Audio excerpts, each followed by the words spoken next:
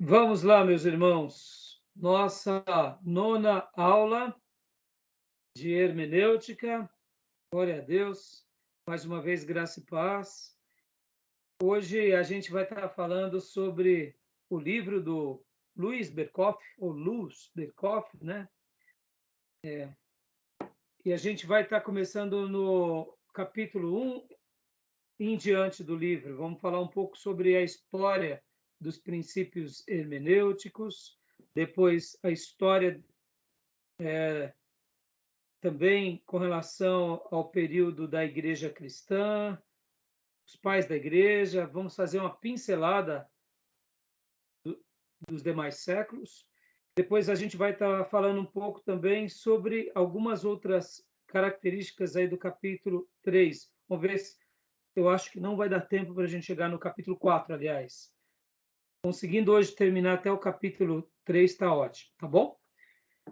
Tudo bem, meu irmão? Tranquilo? Amém. Então tá bom. Pastor Johnny não precisa desbloquear aí o microfone, como é praxe, né? A gente grava as nossas aulas. Ele está em trânsito, então ele estará acompanhando aqui conosco. Hoje, irmãos, antes de iniciarmos a leitura do livro texto e dos nossos slides, eu quero ler um texto bíblico que é bem conhecido, que é aquele que Paulo fala sobre a armadura de Deus. A armadura de Deus. Que se encontra em Efésios 6, do 10 em diante.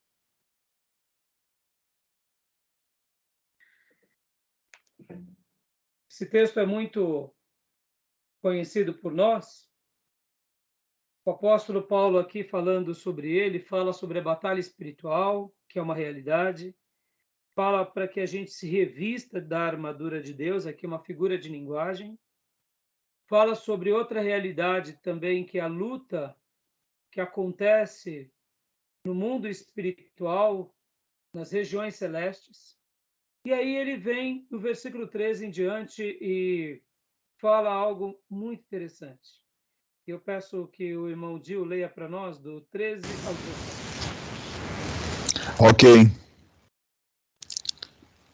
Portanto, tomai toda a armadura de Deus, para que possais resistir no dia mau. Depois de terdes vencido tudo, permanecerdes inabaláveis. 14 também? Isso, até o 17. Estai, pois, firmes, cingindo-vos com a verdade, e vestindo-vos da couraça da justiça. Calçai os pés com a preparação do evangelho da paz, embraçando sempre o escudo da fé, com a qual podereis apagar todos os dardos inflamados do maligno. Tomai também o capacete da salvação e a espada do Espírito, que é a palavra de Deus. Joia, muito bem. Glória a Deus. Esse texto é muito conhecido, uma bênção, como eu disse, o apóstolo Paulo já define algo para nós, que é uma batalha, que é uma luta, teremos dias maus, essa batalha acontece no mundo espiritual, contra os principados e as potestades nas regiões celestes, e ele fala, olha, se revista, se revista. E aí ele faz aquela comparação do soldado romano e das vestimentas de um soldado romano. Eu quero deixar aqui no início da nossa aula de hoje, e dessa gravação que a gente utiliza, inclusive, a gravação até, quem sabe, para as classes futuras, queria deixar essa reflexão, porque o que o apóstolo Paulo está fazendo aqui nada mais é, nada menos é do que uma figura de linguagem. Ele está usando aqui daquilo que falávamos há pouco de uma alegoria. Falávamos nas aulas passadas.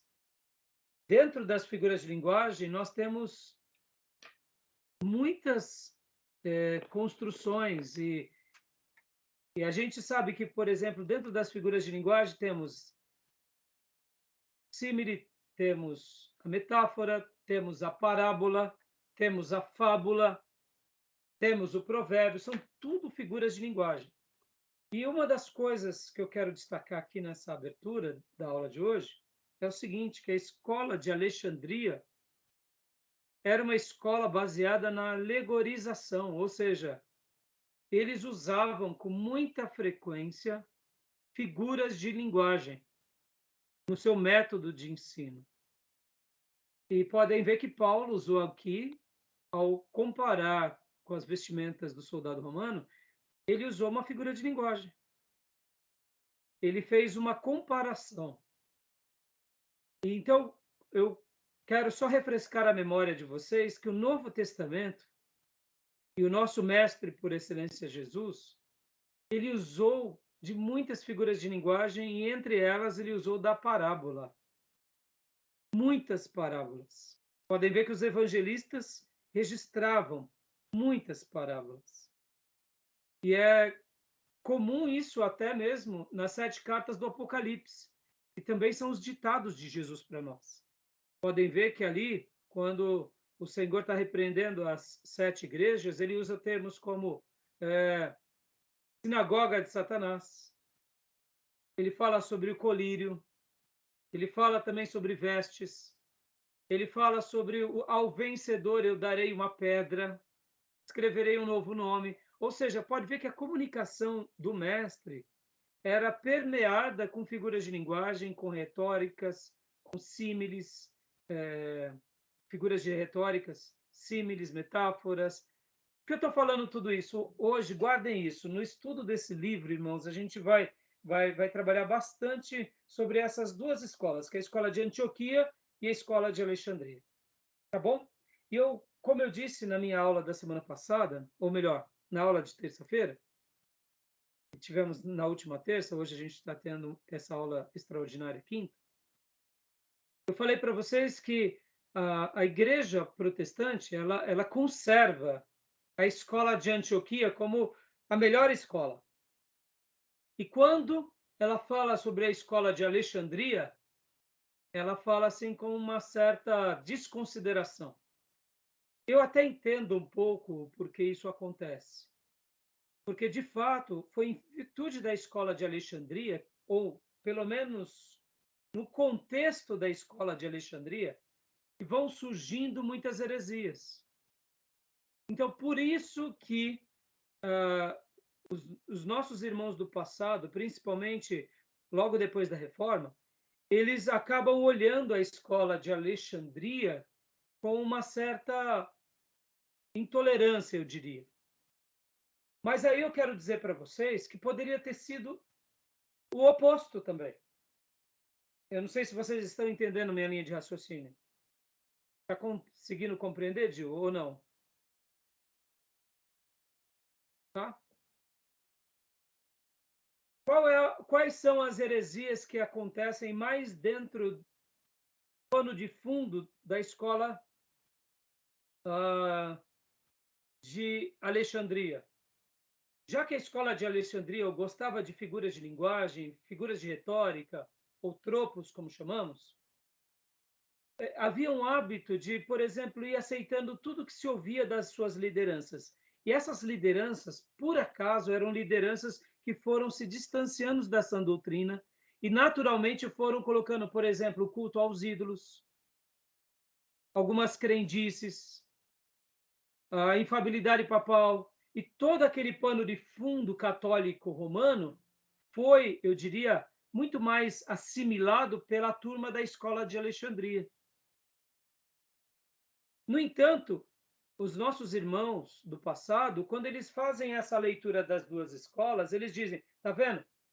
Em virtude da escola da Alexandria ser uma escola que usa mais da figura de linguagem e principalmente da alegorização, logo, nós não gostamos muito da alegorização e preferimos a escola de Antioquia, já que a escola de Antioquia é uma escola baseada onde?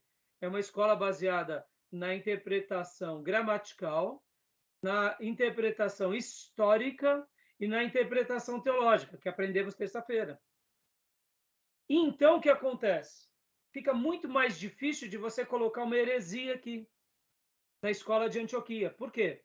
Porque na escola de Antioquia, quando você coloca uma heresia, você tem o quê? A interpretação gramatical.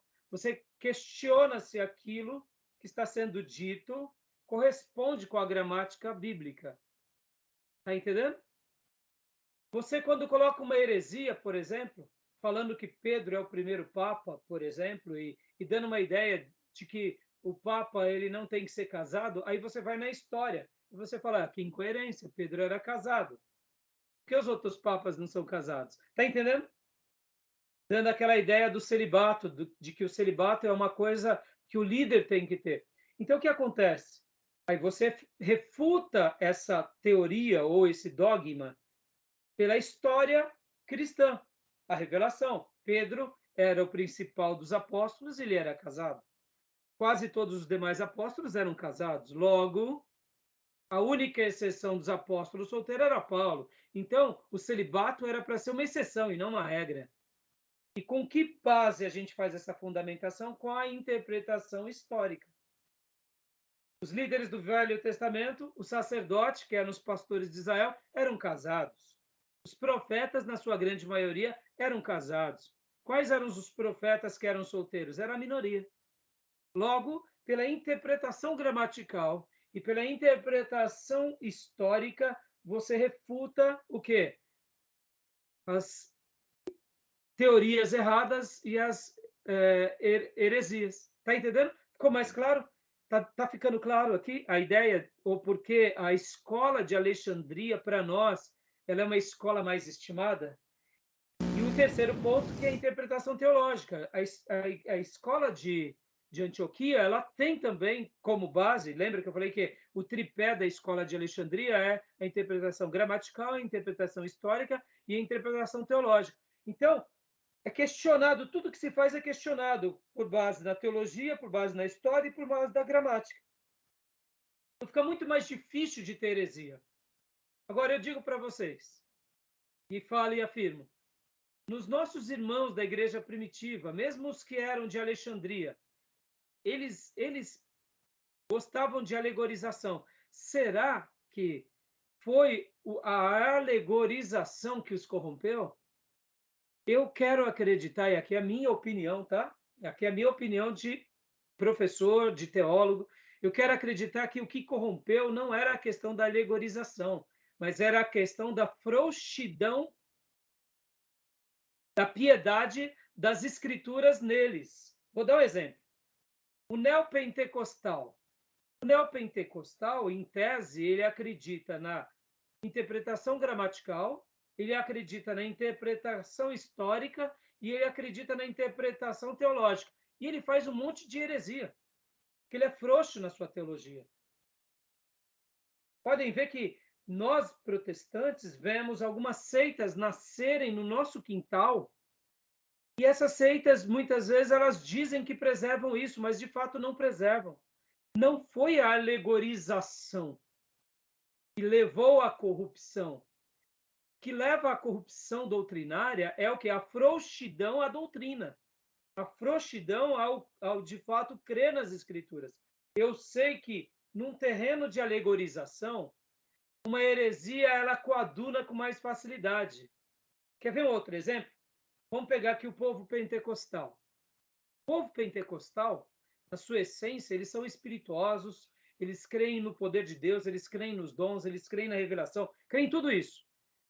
Podem ver que muitos pentecostais têm a escola de Alexandria como sua base, mas muitas vezes no dia a dia o profeta tem mais ouvido, eles dão mais ouvido ao profeta, à visão, ao sonho, do que ao tripé da interpretação da escola de Antioquia.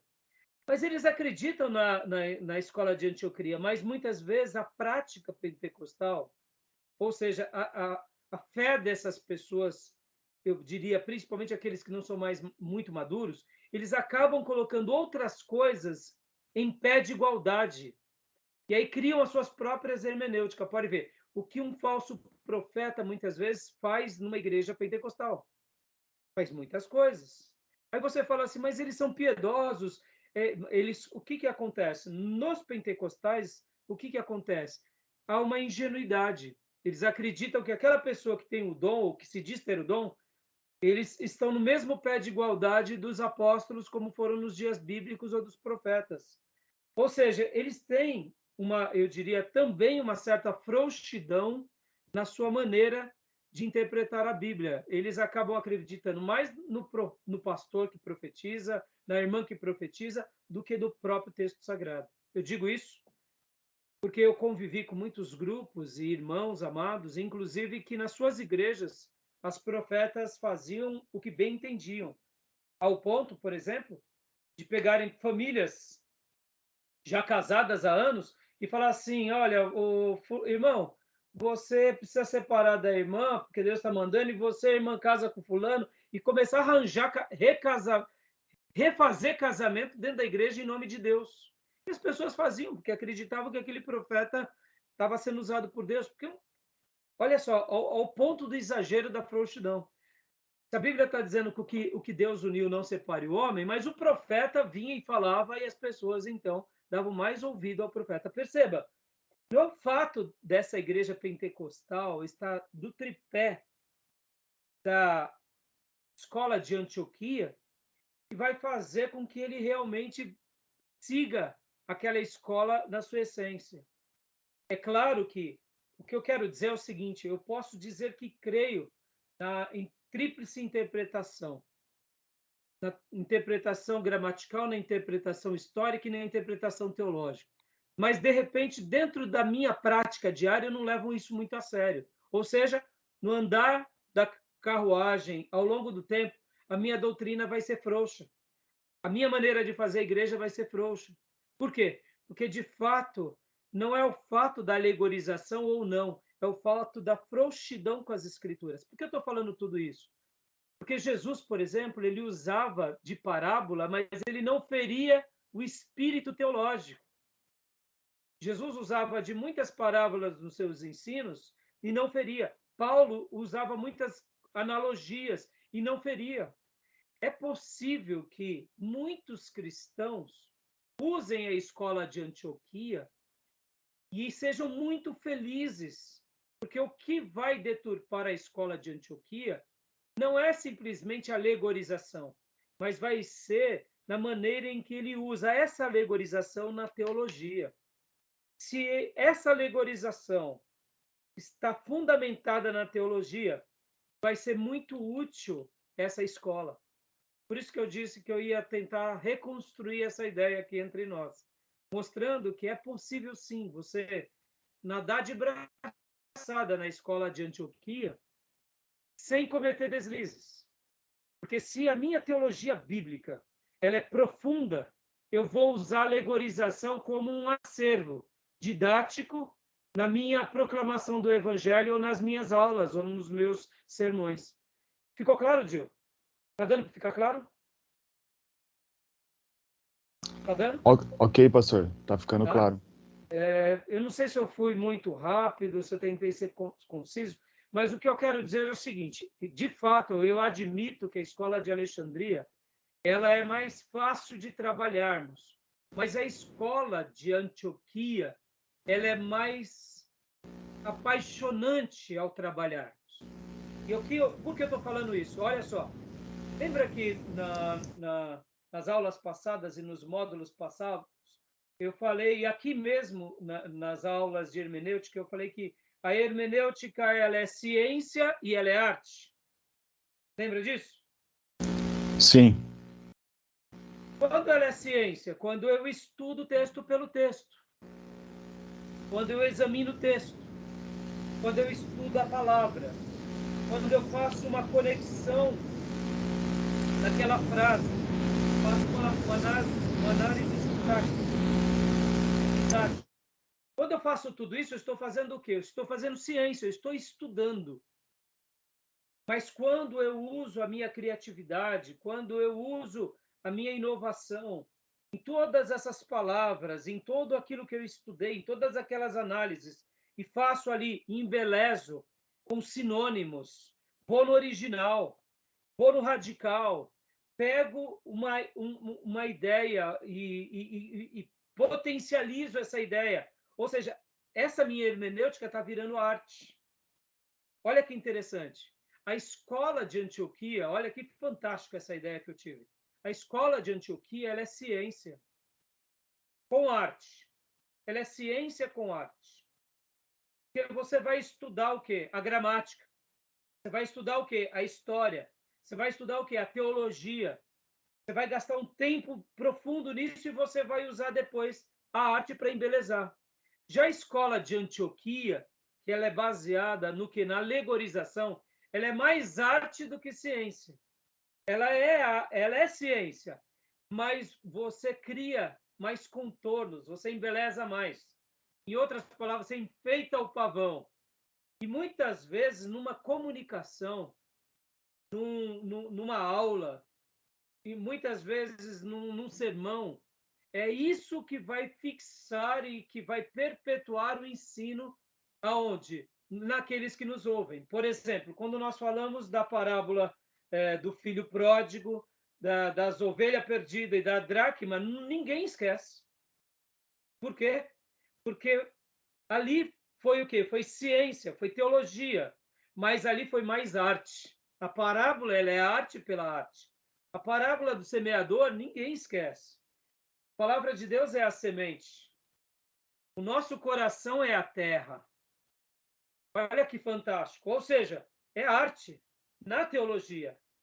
Que destaca na escola de Alexandria, por ser uma escola de alegorização, é a arte. A arte destaca-se, porque ela está fundamentada na ciência. Já a escola de Alexandria, o que destaca é a ciência, que também contém arte. Está entendendo? Está ficando claro? Quando eu desprezo a escola de Alexandria, eu estou fazendo um desserviço à nossa história. Por que eu falo isso? Aí aqui vai ser muito legal. Esse ponto agora esse ponto eu tenho que trazer um pouco aqui a história, aqui entrando no outro ponto. Por exemplo, irmãos, o mundo não é dividido em Oriente e Ocidente? Sim. Nós pensamos como os orientais pensam? Não. Não. De forma alguma. Pode ver que acabamos de ler um texto de Paulo que ele faz uma comparação às vestimentas dos romanos. Paulo era um oriental. Nós somos um ocidental. Olha que interessante. A escola de Alexandria, ela era uma escola oriental. A escola de Antioquia também era uma escola oriental. Eram duas escolas. Estavam, vamos dizer assim, claro, uma estava mais no Oriente, outra estava mais no Ocidente. Mas para nós hoje seria mais ou menos isso. As duas estavam no Oriente. Essas duas escolas estavam no Oriente. Mas por que eu estou falando um pouco sobre isso? O pensamento grego e o pensamento romano parecem que não, mas eles se mesclaram durante um bom tempo sobre a maneira de pensar. Ao longo dos séculos, eles se dividiram. Por que eu estou falando isso? Os gregos, antigamente, lembra que eles trabalhavam com mitos? Muitos mitos? Muitos mitos. Sim. Eu comentei sobre o mito da sereia, lembra? Sim. Temos o mito de Procusto, o mito de Prometeu. Olha que interessante. Existem muitos mitos. Os gregos usavam os mitos. Os romanos também usavam os mitos, mas de uma forma curiosa. Essa ideia de mitologias, de figuras de linguagem, ela continua sendo preservada na escola de Alexandria, não tanto na escola de Antioquia, mas, de uma forma geral, esse tipo de figura de linguagem acaba sendo usado muito pelo povo oriental. Pode ver que, quando nós estamos conversando com japonês, quando nós estamos ouvindo uma história árabe, quando nós estamos ouvindo um provérbio judaico, geralmente é recheado de alegorização. Por exemplo, provérbio árabe: quem planta tâmaras não colhe tâmaras. Já falei isso para vocês. A tâmara é aquela semente que você planta que depois de 90 anos dá a fruta. Ou seja, quem planta geralmente não vai colher. Você planta para a sua geração colher. Você está usando uma coisa real e fazendo dessa coisa real um ensino, um provérbio. Os japoneses têm uma história baseada na semente da verdade. Um rei muito famoso deu uma semente para cada criança do vilarejo e disse para elas: tragam depois de 6 meses, as árvores que geraram dessas sementes.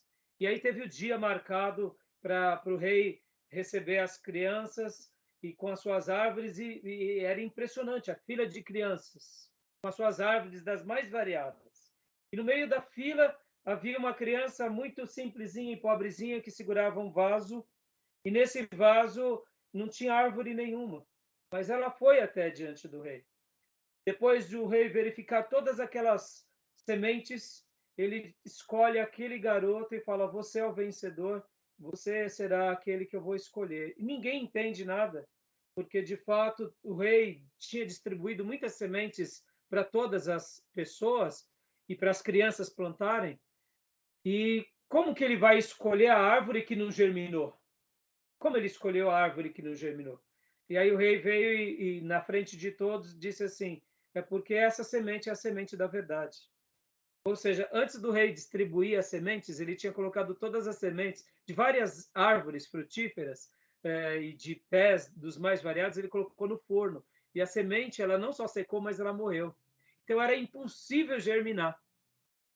Olha que história interessante. Então, o único que realmente preservou a verdade, ou seja, plantou direitinho, deu tempo e não cresceu, e chegou a data e levou para o rei o seu vaso sem árvore, foi o vencedor, porque ele realmente plantou aquilo que o rei tinha dado até o final. Os outros viram que não nasceu, o pai foi lá, pegou outro galho e criaram uma outra árvore, e deram para a criança e falaram: vai lá, filho, quem sabe você vai ser o vencedor. Ou seja, eram árvores mentirosas. Olha só, histórias orientais. Essas histórias, elas percebam que assim o Oriente ele tem muitas histórias, muitas analogias. Em outras palavras, a alegorização. Podem ver o poder que gera em nós o quê? Uma ilustração. A memorização se fixa. Por que eu estou falando tudo isso, irmãos? Eu estou falando tudo isso porque nós, igrejas do Ocidente, nós somos mais versados ao estudo. E nós acabamos, por uma questão de preconceito, a Igreja de Roma, que está no Ocidente, mas num primeiro momento ela foi influenciada também pelo pensamento grego, mas ela acabou se distanciando daquele pensamento. O que acontece? A Igreja de Roma, ela acabou permitindo, pela sua frouxidão teológica, as heresias. E nós temos uma barreira, a hermenêutica de Alexandria, por causa disso, sendo que nós deveríamos resgatar o oposto. Ou seja, tira as heresias, acerta na questão da frouxidão da teologia, tira essa frouxidão, se torne teólogos firmes, e agora trabalhe na alegorização, dando o que é essa roupagem mais linda, porque, de fato, fazendo isso, na minha opinião, a gente acerta muito mais como foi Jesus, como foi Paulo e como foram muitos na história da igreja. Ficou difícil de entender isso daqui ou não? Não, pastor, ficou claro. Deu para entender? Sim, deu para entender. Pastor Johnny, deu para entender? Se você conseguir desbloquear aí o microfone para poder... Beleza. Então, beleza. Ver aqui seu sinal. Então, maravilha. Eu tô falando isso para vocês, irmãos, porque estudando durante esses anos todos dando aula, eu sempre valorizei demais a escola de Antioquia e dei menos destaque à escola de Alexandria. Porque essa foi a minha escola. Eu comecei a pensar comigo mesmo e dizer, mas espera aí, será que os pais da igreja tinham essa visão? Como que eles enxergavam essas escolas? Eles olhavam como algo que se completava ou algo que disputava território? Está entendendo? Nós acabamos disputando território com a Igreja Católica. Então, por isso que para nós a escola de Antioquia ela acaba sendo mais fácil de ser assimilada. Mas aí eu digo para vocês, o fato dela ser mais fácil nos leva a realmente termos mais precisão teológica. Mas quando eu, como um teólogo, olho e digo, espera aí, a escola de Alexandria pode ser extraordinária. Ela era extraordinária na patrística com os pais da igreja.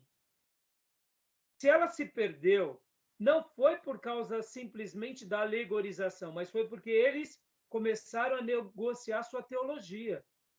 E já que eles negociaram a sua teologia, a alegorização só veio como uma roupagem que deu deturpação. Por que eu estou falando isso? E agora eu quero concluir essa minha longa abordagem aqui introdutória com 2 livros clássicos da história da igreja. Um deles é esse livro aqui. Vou compartilhar agora com vocês.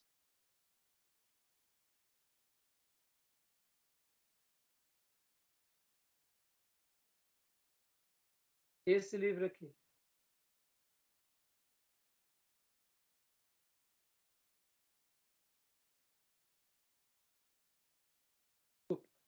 É esse daqui. E em seus passos,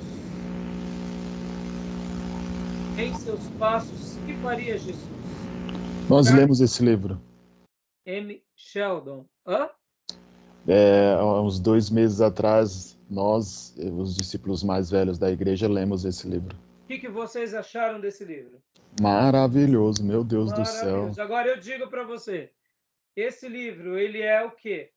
Ele é uma história bibliográfica, real ou o quê?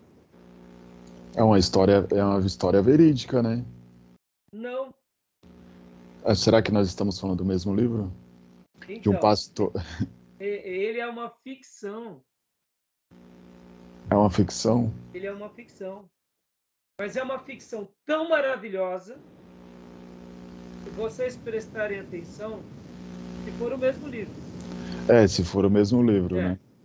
Mas depois dá uma olhada no livro, pega ele, vocês vão ver nas notas das entrecapas, das notas de rodapé, etc. e tal. O pastor Johnny talvez poderia responder isso mais fácil. Ele cria uma ficção, mas aí eu digo para você, ficção está dentro de que escola? Da escola de Alexandria ou da escola de Antioquia?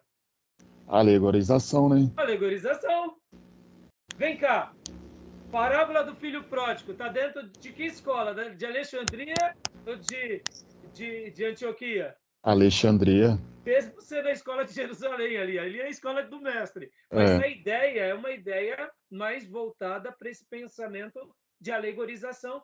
E por que eu estou falando? Todas as culturas, mesmo no Ocidente, têm alegorização. Mas existem culturas que usam mais desse acervo e desse princípio como material de ensino. Os gregos, por exemplo, eles eram campeões nisso. Então, por exemplo, depois você pega e você não tira o brilho, viu, Gil? Isso sendo ficção... Pastor, estou subindo, hein, chegando. Porque, por exemplo, nós acabamos de ler aqui a armadura de Deus. Paulo fez aqui. Cada cristão nos dias de Paulo tinha que viver com uma armadura romana? Não. Tirava o brilho? Não. O brilho. Por que não? Porque não tira o brilho. O que importa é muito mais do que é uma ficção, não é uma ficção. A parábola do semeador. Então, é uma parábola. Tira o brilho? Tira o brilho. Estão entendendo? Eu sei que quando eu falei que era uma ficção, você... não acredito. Estou pensando que é uma igreja. Tenho quase certeza que era livro diferente. Então, a cidade é a cidade de Raymond, não é? Exatamente. Não, é a ficção. Não acredito. É a ficção. É o mesmo livro. Você vê que forte isso? Porque, olha. Por que se tornou maravilhoso? Por causa da teologia, Diego. E ela foi embelezada, essa teologia, com pessoas.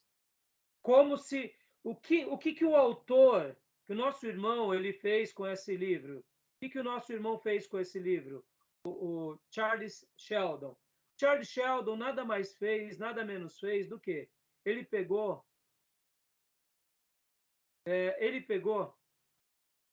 desejo verdadeiro e genuíno de cada cristão, de cada geração, deveríamos ser e viver. Ele colocou e contextualizou numa cidade contemporânea. Só fez isso. Ele não fez muita coisa. O que ele fez? Ele pegou nesse contexto e falou, já sei o que eu vou fazer. E ele fez uma história, fez essa construção, criou essa ficção, e quando nós lemos, nós nos constrangemos e falamos, Deus, eu preciso amar o indigente, eu preciso amar o próximo, eu tenho que me retratar como ministro, como regente do coral, como cristão, eu não posso continuar vivendo assim. Ou seja, ele conseguiu, por meio de um romance, por meio de uma novela, vamos assim dizer, que é uma ficção, traduzir todo o princípio bíblico cristocêntrico, escriturístico para nós. Ou seja, alegorização, escola de Antioquia. Está entendendo? Por isso que eu fiquei pensando, eu falei, não, mas será que o problema foi a alegorização? Não, não foi a alegorização. Se esse livro, por exemplo, fosse frouxo na sua teologia, essa ficção seria ruim. Concorda? Se essa literatura fosse uma literatura que, vamos supor, namorasse com ensinos espíritas, budistas, kardecistas, flertasse com guerras espirituais que são antagônicas ao que fazemos, nós falaríamos assim, é uma história interessante, mas não gostei muito. Porque vai contra a palavra. Agora, e se nós não conhecêssemos a palavra? Aí pronto, a arapuca estava feita. Verdade. Tá entendendo? Agora, o segundo exemplo e o melhor de todos. Esse daqui vai ser o melhor de todos. Ai, ai, ai. É muito legal, tá vendo? A escola da alegorização, meu irmão. Olha só. Isso é demais. Aqui, quer ver? Deixa eu pegar aqui. Olha aqui. Esse outro livro. Dá um livro, tá? Me senti igual o dia que eu descobri que Jesus não desceu às entranhas da terra. Então, olha aqui, ó, esse outro livro, muito conhecido por todos nós. Dio, não quis atrapalhar o seu né? Ó, publicar aqui. Esse outro livro, não estou ganhando nada em falar dessas plataformas, mas é só para indicar o clássico O Peregrino, de John Bunyan. Peregrino de John Bunyan é o quê? Peregrino de John Bunyan é ficção? É escola de Antioquia ou escola de Alexandria? Alexandria. Totalmente escola de... Eu acho que não há nenhum livro na história cristã que seja a grande defesa da escola de Alexandria, como esse. E é maravilhoso, né? Maravilhoso. Aí eu te pergunto, ele é um livro baseado em fatos reais ou ele é um livro baseado em alegorização? Alegorização. E eu aí? Não li ainda, mas Não, já tive muitos spoilers. Tudo bem? Compreenderam então as duas escolas? Ficou lindo? Ficou claro? Ficou lúcido? Ficou claro. E aí, por que eu estou falando tudo isso, preparando vocês? Porque eu mesmo, questionando os meus botões, falei assim, não, eu acho que eu tenho dado um desvalor, não sei se existe essa palavra, uma falta de valor para a escola de Alexandria, por causa que eu aprendi assim, mas eu falei assim, não, eu vou fazer uma lição de casa melhor, eu vou refletir mais. E dentro das minhas reflexões, dos meus estudos, eu cheguei a essa conclusão, que é a minha opinião pessoal. Então, as duas escolas, elas são extraordinárias. E qual que é a tese? Na escola de Alexandria, ela é uma escola baseada na ciência, ciência teológica. Aqui leia-se ciência como teologia, como estudo teológico. E a escola, então, a escola de Alexandria, ela é fundamentada na ciência teológica, que tem alegoria. Já na escola de Alexandria, de Antioquia, ela é baseada no estudo teológico que tem alegoria. Já na escola de Alexandria, ela é baseada também no estudo teológico que contém abundantemente alegoria. Ou ela não só contém. Eu não vou falar que a escola de Alexandria ela é alegoria. Eu poderia até dizer que a escola de Alexandria ela é alegoria com teologia. E já a escola de Antioquia ela é teologia com um pouco de alegoria. Ela é mais teologia e uma pitada de alegoria. Já a escola de Alexandria ela é alegoria, muita alegoria com muita teologia. Entendeu? Pastor. Mas eu não vou fazer essa ponte contrária, porque é como se a alegoria fosse o principal da escola, e não é. É a teologia. Ela está no meio. Só que ela está tão recheada que ela acaba sendo envolvida como uma semente. Vamos dar uma figura de linguagem melhor aqui. A escola de Alexandria, a teologia é a semente. E a alegoria é toda a fruta que envolve essa semente. Toda essa casca, todo esse suco. Já na escola de Antioquia, vamos dizer assim que ela seria mais parecida a um coco. Ela tem a sua essência, mas ela se mescla, não é tão diferente. A semente seria diferente. Eu não sei se eu consigo... É até difícil de descrever, mas deu para entender, né? Sim, pastor, ficou claro. Beleza. Pastor. Johnny, diga, pastor. Não, eu só pedi para o senhor repetir isso que o senhor falou. Na escola de Alexandria, o senhor usou uma frase interessante, eu acabei não captando. Então, a escola de Alexandria, eu compararia a escola de Alexandria, é o seguinte: a escola de Alexandria é uma escola de alegorização com teologia. Na escola de Antioquia é uma escola de teologia que contém pitadas de alegoria ou de figuras de linguagem. E aí eu fiz a comparação aqui usando uma fruta e a semente. Na escola de Alexandria, quando eu falo que ela é uma escola de alegorização com teologia, parece que a alegorização vai na frente da teologia, e não é. A teologia tem que ir na frente da alegorização. Pode ver, John Bunyan. John Bunyan, no Peregrino, o que vai na frente? É a alegorização ou é a teologia? A alegorização só leva a teologia. Mas se não tivesse a teologia, o Peregrino seria um livro, uma ficção bonita, mas não seria tão importante. Pobre teologicamente. Uhum. Deu para compreender? Deu sim, já cheguei aí, aqui. Eu coloquei a ideia aqui da semente e da fruta da semelhança de uma laranja. A escola, ou de uma maçã, a escola de Alexandria, a teologia é a semente que vai no meio. A teologia é a semente que está ali no meio, que vai gerar muitos outros frutos e muitas outras árvores. A teologia é a semente. A polpa, a casca, tudo que embeleza a fruta é a alegorização. Entendeu?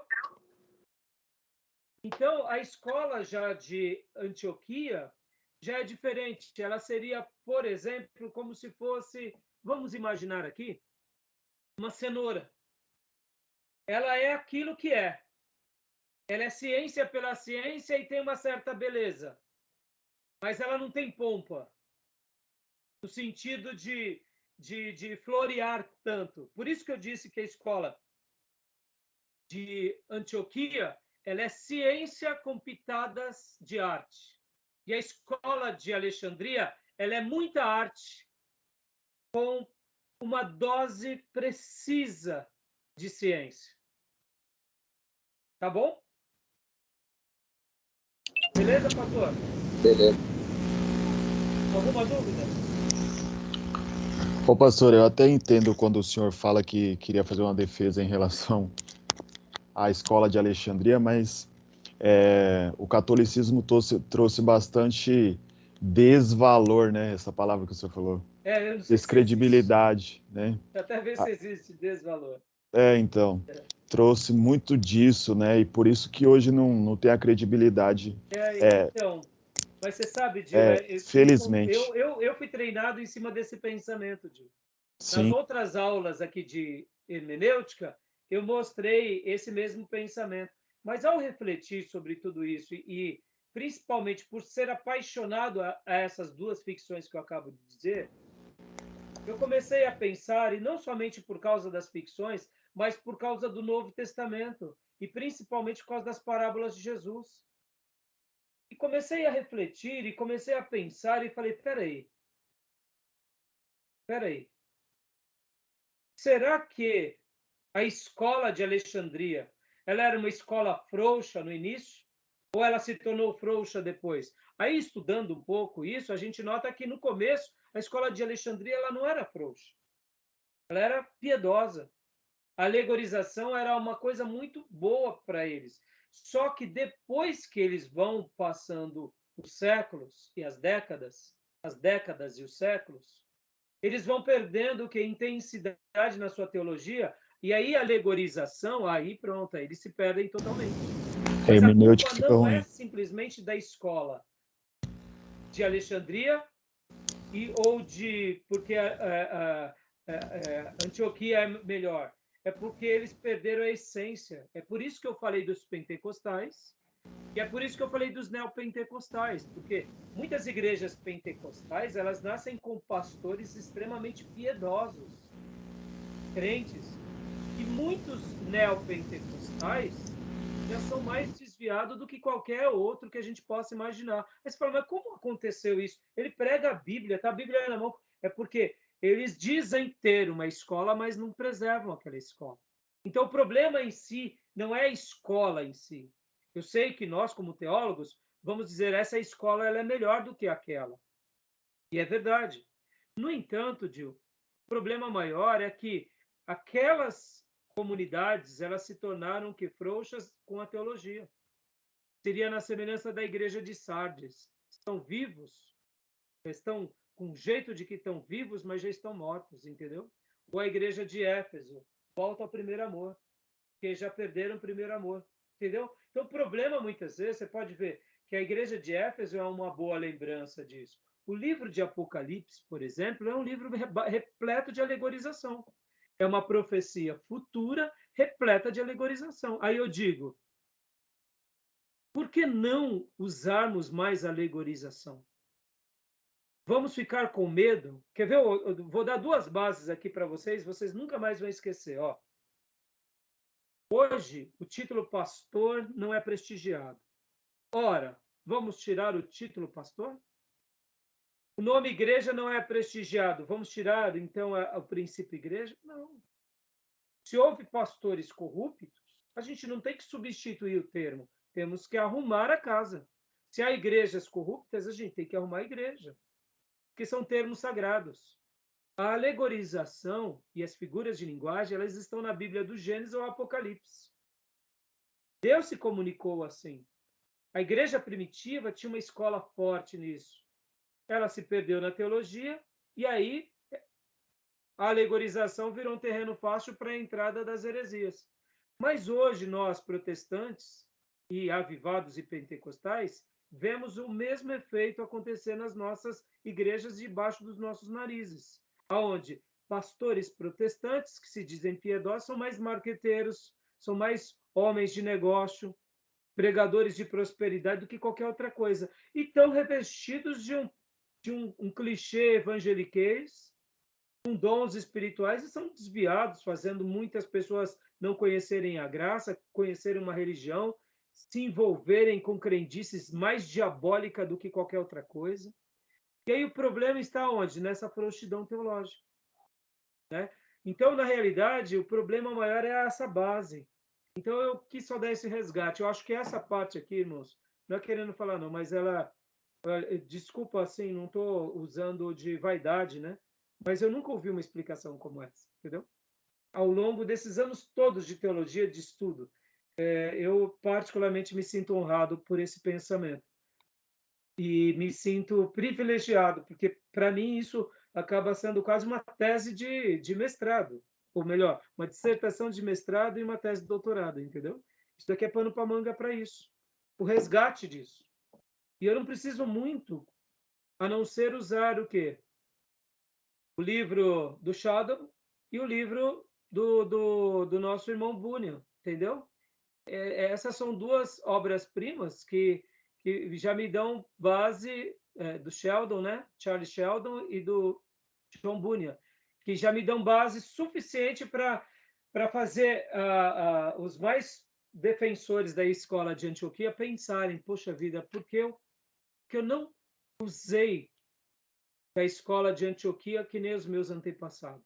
Ou que nem esses dois irmãos, entendeu? Então é interessante, né? Quer ver um outro exemplo aqui? Aquela série de livros, essa daqui, ó. Vamos lá. Deixados para trás. Isso daqui é o quê? Eu sei que isso daqui é teologia, pré-tribulacionista, tem escatologia, tudo bem? Mas vamos lá. Isso daqui é o quê? É a escola de Antioquia ou é a escola de Alexandria? Alexandria. Totalmente. Até a teologia escatológica, pré-tribulacionista, pré-milenista, ela tem muito mais da escola de Alexandria do que da escola de Antioquia. A escola de Antioquia vai ser mais sensata nesses pontos. Vai dizer, olha, eu não sei quando vem. Mas a escola de Alexandria vai falar assim, não, ele vem aqui, ele leva lá, ele arrebata aqui, a gente vai para lá, constrói tudo. Aí a gente acredita nessa ficção.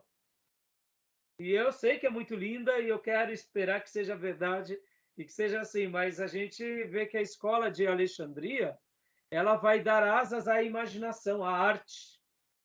E o deixados para trás é o que? É a arte pela arte. É teologia com arte. É uma linha teológica.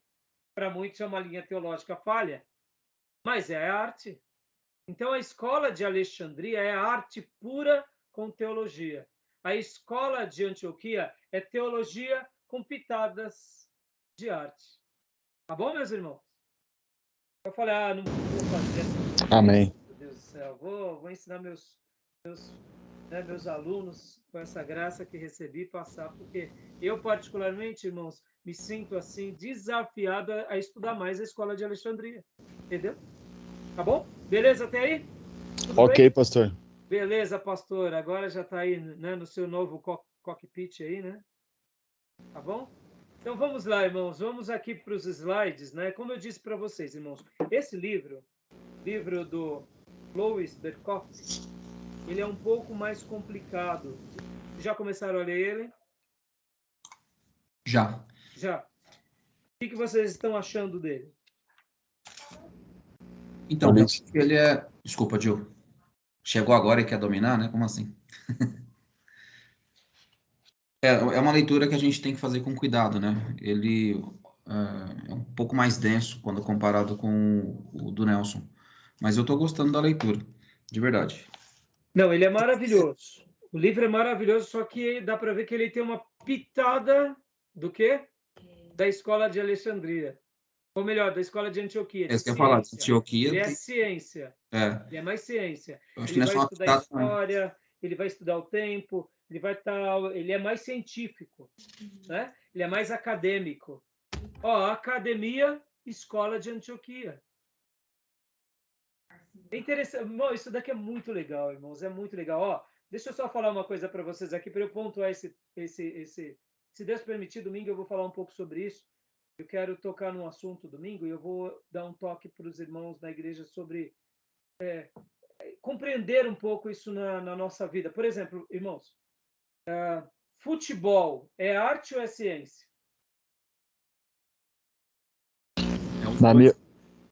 Na minha opinião, é arte. É arte. Mas tem ciência? Muita. Muita, com certeza. Orquestra sinfônica, música clássica, é arte ou é ciência? Eu acho que é os dois ainda também. É os dois, mas predomina qual? Arte. A arte. Arte. É arte com um viés altíssimo de ciência. Mas é arte. Medicina. Em especial quando o médico não só está ali durante os seus anos de estudo, mas ele está ali abrindo o peito de uma pessoa e tal, arrancando o peito, tirando o coração, botando para fora. Ali é arte ou é ciência? Ciência. Ciência. Aí, de repente, as máquinas param e dá um piripaque aqui, começa a dar uma coisa que eles não aprenderam, e aí o médico tem que improvisar. O improviso é ciência ou é arte? Aí é Deus na parada para fazer o milagre. É anjo trabalhando, é médico, mas aí, nessas horas do improviso, que não aprenderam na faculdade, que nunca viram, é o quê? É arte. É arte. É a ciência indo na frente, porque ele vai estar sendo conduzido por tudo que aprendeu, mas ele vai ter que usar da criatividade, da inovação. Olha só. Até a tua explicação, pastor, é da Escola de Alexandria. Então, a tua didática aí está sendo Escola de Alexandria. De forma claro. Agora, olha lá, que interessante. Mercado financeiro, bolsa de valores, a economia, taxa de juros, inflação. Isso daqui é arte ou é ciência? Mercado financeiro, de modo geral, no sentido da economia de um país. Ciência. Ciência. E os nossos diretores e gestores têm que ter um viés de arte para poder se comunicar com as pessoas, para poder falar, mas é ciência. Agora, vamos lá. Agora, esse é o pulo do gato. Política é arte ou é ciência? Arte. Deu dúvida, não deu? Fiquei na dúvida. Eu na dúvida, ninguém sabe distinguir. Eu ouso dizer, política é arte, com pitadas de ciência. Aonde está a ciência? O resultado da eleição, a estrutura do partido, a nomeação do partido, tudo depende do quê? De conchavos, de debates, de opiniões. Isso é ciência? É ciência, é a ciência democrática. Mas aonde a arte? A pessoa que não tem comunicação clara, como, por exemplo, o Suplicy. Por que o Suplicy nunca foi presidente da República? E foi o Lula, um operário? Porque o Suplicy não é carismático, o Lula é. Simples assim. O Lula ele tem a percepção psicológica das pessoas, o Suplicy não tem. É simples assim. O que é o carisma pelo carisma? Você ensina uma pessoa a ser carismática? Ou ela já tem um viés carismático meio brucutu? O Lula é um brucutu que deu certo, entre aspas, e que eu acho que não deveria nem estar participando da eleição, mas está aí, fazer o quê? No entanto, o que acontece? Política, falando agora, em alto e bom som, é arte, gente. É arte. Olha lá. Você é um bandido, você não sei o quê, e você... e depois estão tomando café junto. Porque, na realidade, a política é uma grande novela. É uma novela política. Tem escola do mau caratismo? Porque aí já é escola do mau caratismo. Então, mas é aí onde entra... Sabe o que acontece, pastor? Olha só. A novela, um filme, é arte ou é ciência? É arte com pitadas de ciência. É isso aí. A política é uma arte com pitadas de ciência. O problema é que na novela tem um horário para começar e acabar. Mas na política, ele se mistura com o dia a dia da sociedade e com os poderes da sociedade, e aí ela não tem uma interrupção, a não ser na troca de um rei, ou na troca de um parlamento, ou na nova eleição daquela democracia. Mas ela, em tese, ela é arte. Por isso que a gente não entende. No dia que a gente começa a ver política como arte, com pitadas de ciência, a gente vê que é tudo um teatro. Mas existe mau caratismo e existe caráter bom. Mas percebam como a gente se perde nisso. Quando a gente começa a ver, por exemplo, eu acompanho muito um analista de mercado, que ele é um diretor de mercado, que é o Rafael Figueiredo. Quando ele toca no assunto da política, ele fica muito revoltado. E todas as pessoas do mercado financeiro ficam revoltadas com a política. Por quê? Porque quem é do mercado financeiro não gosta da arte nesse sentido. Eles são voltados à ciência. Eles vão para o lado científico, do número. A inflação deu errado, a conta não fechou. Pode ver o que acontece no parlamento, o que acontece no Senado. É arte, gente, é arte. É arte discursando, é arte persuadindo, é arte fazendo os conchavos. Ficou claro? Vou parar a gravação aqui e aí eu vou só dar uma pitada no reinício da outra aula, do outro módulo, para concluir esse pensamento, tá bom?